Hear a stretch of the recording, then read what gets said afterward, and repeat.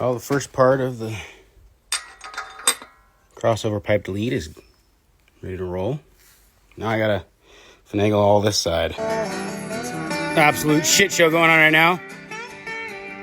That's a lot better than the heroin addicts or meth heads that welded that other stuff up. This is the crossover delete. I'm gonna stick it on and then work on buttoning the rest of this shit up.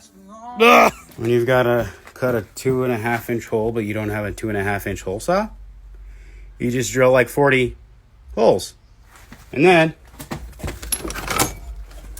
I think this one's too small. I have a smaller file. You file them out. This is going to be great.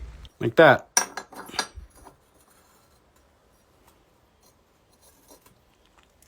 Exhaust gasket will go in between the two. It'll be good to go. Well, time to finally weld this all up.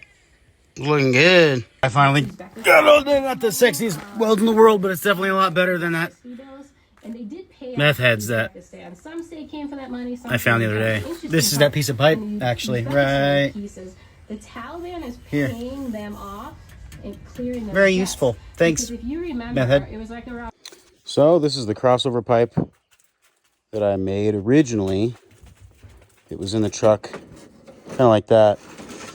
I rotated it, cut it right about here, turned this chunk of the pipe, the big chunk of the pipe, I don't know, probably 90 degrees, held it up in there, tacked it into place, welded it all up, and then I added a few more chunks. This chunk right here was from a abandoned Ford Ranger that someone threw out in the woods by my house years ago. That's a piece from my old catalytic converter, part of my exhaust. So I'm gonna throw it in and see how it looks now it's wrapped up and ready to go. So the crossover pipe comes down right there,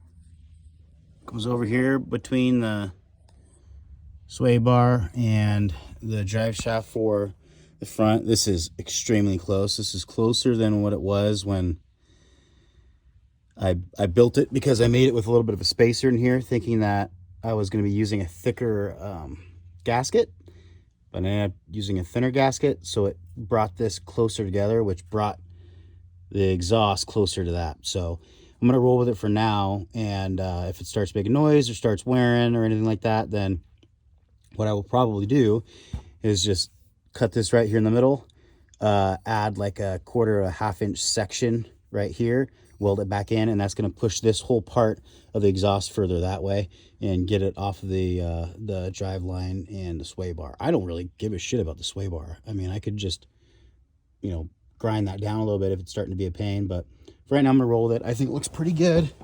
Comes across there, comes in. So the tube, or the exhaust, the stock exhaust that came, is welded in about up here somewhere.